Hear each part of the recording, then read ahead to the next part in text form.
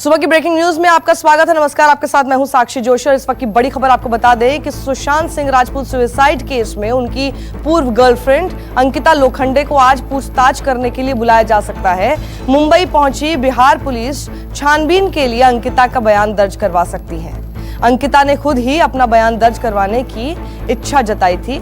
सूत्रों का दावा है कि सुशांत के परिवार को अंकिता ने ही रिया और उनके रिश्तों के बीच जारी तनाव की जानकारी दी थी, जिसके बाद परिवार ने बिहार पुलिस से रिया चक्रवर्ती के खिलाफ शिकायत दर्ज कराई थी। सुशांत की मौत के बाद अंकिता उनके परिवार से मिलने पटना भी गई थी। सूत्रों का यह भी दावा है कि इससे पहले अंकिता ने बिहार पुलिस को बताया रिया से जुड़े कुछ राज। दीपक दुबे हमारे साथ जुड़ गए हैं। दीपक, यानी अंकिता ने सुशांत के परिवार से ये सारी बातें शेयर की और उसके आधार पर उन्होंने जाकर शिकायत करा दी।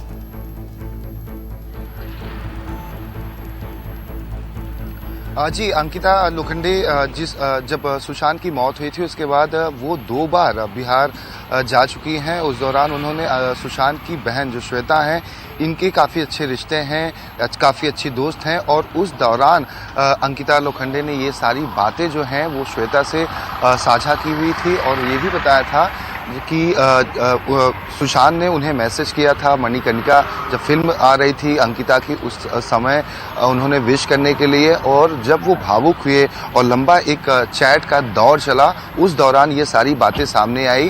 तो वो जो चैट था वो परिवार जनों के साथ साझा किया गया था और परिवार के द्वारा ये बिहार पुलिस तक गया है। इस मामले में जिस तरह से अगर सुशांत ने रिया के बारे में बताया है कि वो उन्हें हैरेस कर रही थी, इस रिश्ते से वो खुश नहीं थे, तो ऐसे में बिहार पुलिस के लिए जांच की दिशा में एक बड़ा कदम होगा, बड़ा एविडेंस होगा और उसको आधार बनाते हुए इस मामले में अंकिता लोखंडे का बयान दर्ज किया जा सकता है। और जहां तक जानकारी मिल रही है कि आज उनका बयान इस पूरे मामले में दर्ज किया जा सकता है। आपको बता दें कि जब ये एफआईआर दर्ज हुई है तो एफआईआर में जिस तरह के आरोप उनके सुशांत के पिता के सिंह के द्वारा रिया पर लगाए गए हैं, जिसमें 17 करोड़ में से 15 करोड़ की गायब होने की बात है, वह हैरेसमेंट से लेकर उन्हें बंधक बनाने और फॉर्जरी की बात सामने आई है।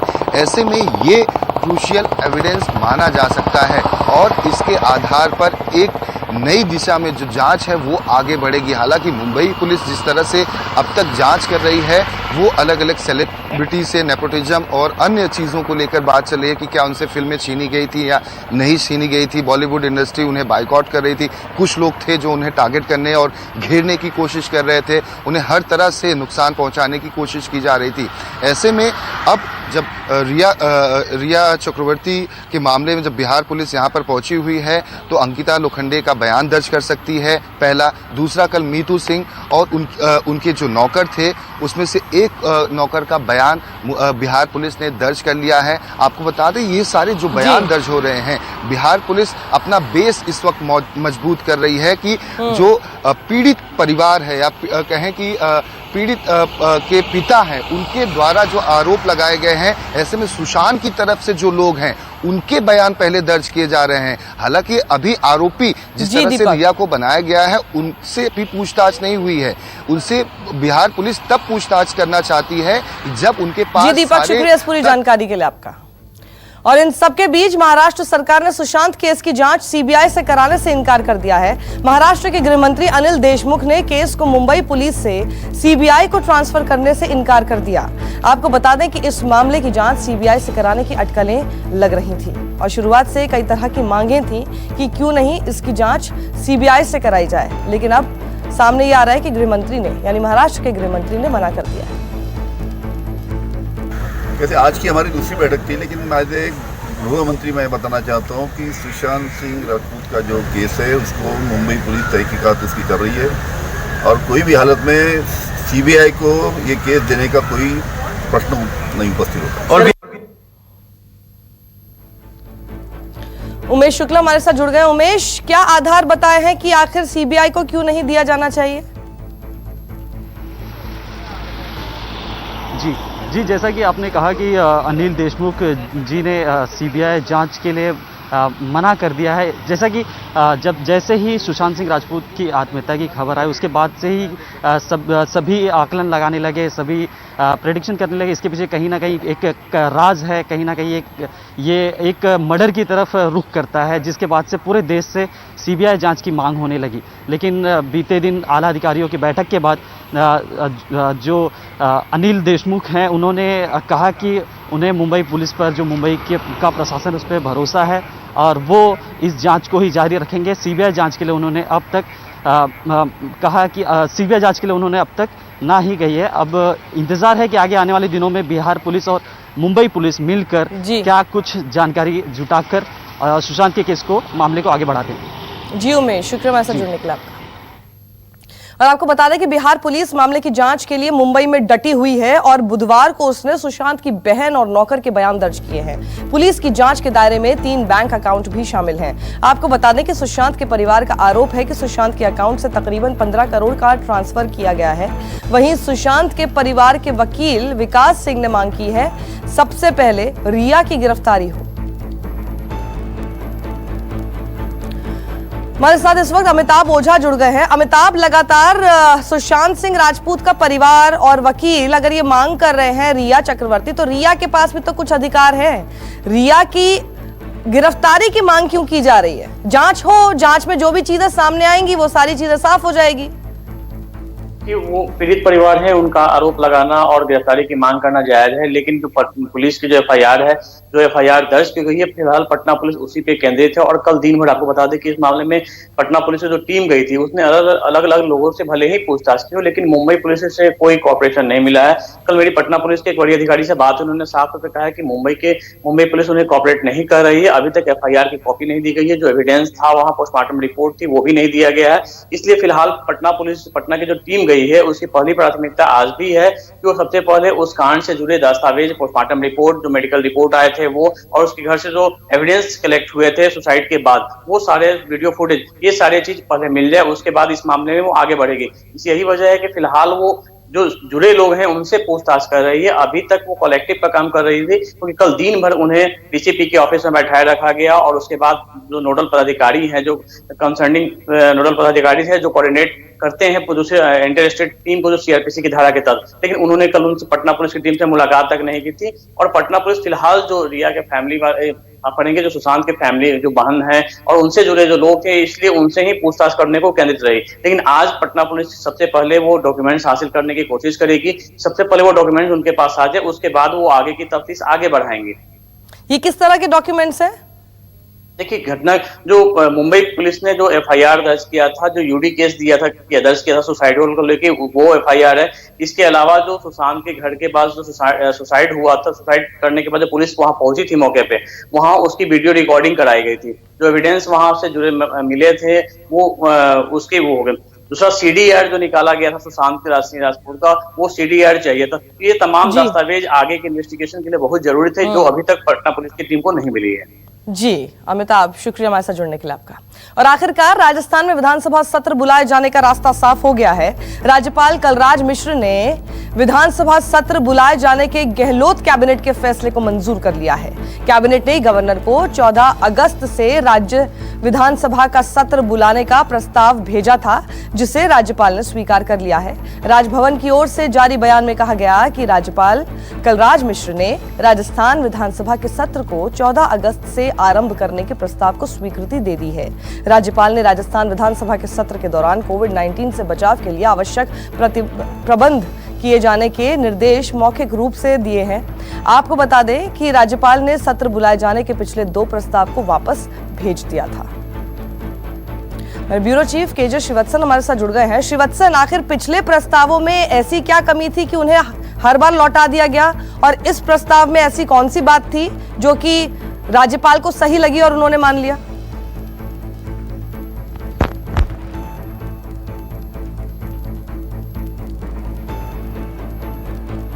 श्रीवत्सन से हम संपर्क साधने की कोशिश कर रहे हैं, लेकिन आपको देखिए बड़ी खबर बता रहे हैं। राजस्थान में लगातार ये सवाल उठ रहे थे कि आखिर राज्यपाल विधानसभा का सत्र क्यों नहीं बुलाना चाह रहे हैं। 3 बार जो प्रस्ताव भेजा था गहलोत सरकार ने, वो फाइल ही लौटा दी थी गवर्नर ने, हर बार कोई ना कोई बात कहकर, कोई ना कोई आधार बताकर। चौथी बार जो फाइल भेजी गई, प्रस्ताव जो भेजा गया कि किस तरह से विधानसभा सत्र किया जाएगा, उसको मंजूरी राज्यपाल द्वारा, राज्यपाल कलराज मिश्र हैं, उनके द्वारा मिल चुकी है। यानी अब 14 अगस्त से जो प्रस्ताव था गहलोत सरकार का, 14 अगस्त से विधानसभा सत्र बुलाया जाएगा। तो श्रीवत्सन हमारे साथ जुड़ गए। श्रीवत्सन, मैं आपसे ये जानना चाह रही थी कि पहले वाले जो 3 प्रस्ताव थे उसमें क्या कमी थी कि जो गवर्नर है मानने को राजी नहीं थे, और चौथा प्रस्ताव में ऐसी क्या खूबी थी जो अब मान गए?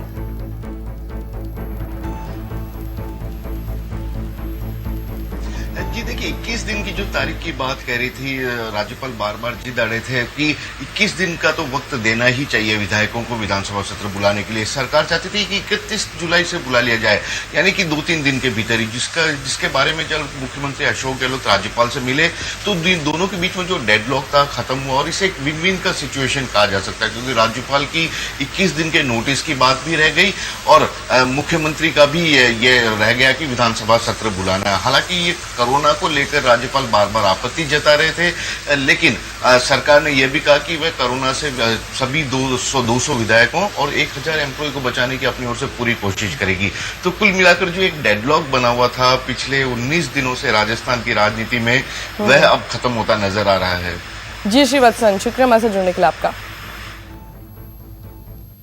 और एक तरफ अयोध्या में राम मंदिर के लिए भूमि पूजन की जोर शोर से तैयारियां हो रही हैं, तो वहीं अयोध्या पर आतंकी हमले का भी इनपुट आ गया है। केंद्रीय गृह मंत्रालय ने अयोध्या में 5 अगस्त को आतंकी हमले का अलर्ट जारी किया। खुफिया रिपोर्ट के मुताबिक हमले का अलर्ट अयोध्या समेत कई दूसरे महत्वपूर्ण स्थानों के लिए भी जारी किया गया है। आपको बता दें कि भूमि पूजन कार्यक्रम में खुद प्रधानमंत्री नरेंद्र मोदी शामिल होंगे। इसके अलावा देश की बड़े लोग भी इस कार्यक्रम का हिस्सा बनेंगे। इसे देखते हुए अयोध्या में सुरक्षा और कड़ी की जा रही है। अयोध्या में बनने वाली मस्जिद के लिए ट्रस्ट का गठन हो गया है। यूपी सुन्नी वक्फ बोर्ड ने मस्जिद निर्माण के लिए ट्रस्ट 9 सदस्यों के नाम का ऐलान किया है। सुन्नी बोर्ड खुद इसका संस्थापक ट्रस्टी होगा और बोर्ड के मुख्य अधिशासी अधिकारी इसके पदेन प्रतिनिधि होंगे। बोर्ड के अध्यक्ष जुफर अहमद फारूकी ने बताया कि अयोध्या जिले के धन्नीपुर गांव में आवंटित की गई 5 एकड़ जमीन पर मस्जिद, Indo Islamic research centre, library और अस्पताल के निर्माण के लिए इंडो इस्लामिक कल्चरल फाउंडेशन नाम से एक ट्रस्ट बनाया गया है। फारूक इस ट्रस्ट के मुख्य ट्रस्टी और अध्यक्ष होंगे। वहीं मस्जिद निर्माण के ट्रस्ट गठन के ठीक बाद अयोध्या के संतों ने मस्जिद ट्रस्ट में भी उसी तरह सरकारी लोगों को शामिल करने की मांग की जिस तरह मंदिर ट्रस्ट में शामिल किया गया है।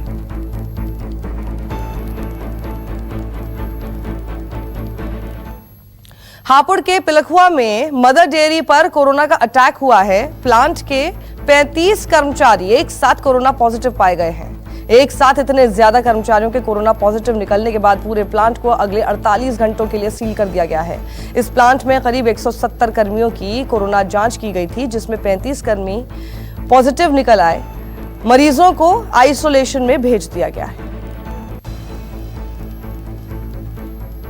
अनलॉक 3 से जुड़ी गाइडलाइंस जारी कर दी गई हैं। 5 अगस्त से जिम और योग सेंटर खोलने की मंजूरी दे दी गई है। 31 अगस्त तक बंद रहेंगे स्कूल और कॉलेज। 1 अगस्त से नाइट कर्फ्यू नहीं रहेगा। फिलहाल सिनेमा हॉल, स्विमिंग पूल नहीं खुलेंगे। मेट्रो, रेल चलाने को भी मंजूरी नहीं दी गई है। सभी तरह के जमावड़ों पर रोक जारी रहेगी। महाराष्ट्र सरकार ने अनलॉक 3 को लेकर नए आदेश जारी किए हैं। 31 अगस्त तक के लिए राज्य में लॉकडाउन बढ़ा दिया गया है, लेकिन शर्तों के साथ अनलॉक 3 में महाराष्ट्र में 5 अगस्त से मॉल्स और मार्केट कॉम्प्लेक्सेस खुलेंगे, जिसके तहत सुबह 9 से शाम 7 बजे तक मॉल्स खोले जाएंगे। मॉल्स के थिएटर बंद रहेंगे, लेकिन मॉल्स के रेस्टोरेंट और फूड कोर्ट के किचन पार्सल देने के लिए खुले रहेंगे। और वहीं अगर कोरोना की बात करें तो महाराष्ट्र कोरोना फिलहाल रुकने का नाम नहीं ले रहा है। पिछले 24 घंटे में यहां 9,211 नए मामले सामने आए और 298 लोगों की मौत हो गई, जिसके बाद राज्य में कोरोना मरीजों की संख्या 4,651,000 हो गई है और अब 463 लोगों की मौत की खबर भी आ चुकी है। वहीं अब तक 2,39,755 लोग कोरोना से ठीक हो चुके हैं। राजधानी दिल्ली में आज भी बारिश का अलर्ट जारी किया गया है। मौसम विभाग के अनुसार आज भी राजधानी दिल्ली पर बादल मेहरबान होंगे और कई इलाकों में जमकर बारिश हो सकती है। आपको बता दें कि कल भी दिल्ली में मूसलाधार बारिश हुई थी। इसके अलावा मुंबई में आज जमकर बारिश होने की संभावना है। मौसम विभाग ने मायानगरी के लिए भी तेज बारिश का अलर्ट जारी किया है। मुंबई में भी बारिश से निचले इलाकों में पानी भर सकता है, जिससे बिजली और पानी की सप्लाई प्रभावित हो सकती है। नमस्कार, मैं हूं मानक गुप्ता। अगर आपको हमारा ये वीडियो पसंद आया हो तो इसे लाइक और शेयर जरूर करें और हां, हमें सब्सक्राइब और फॉलो करना ना भूलें ताकि आप देश और दुनिया की कोई खबर मिस ना करें। तो जुड़े रहिए हमारे साथ और देखते रहिए News 24।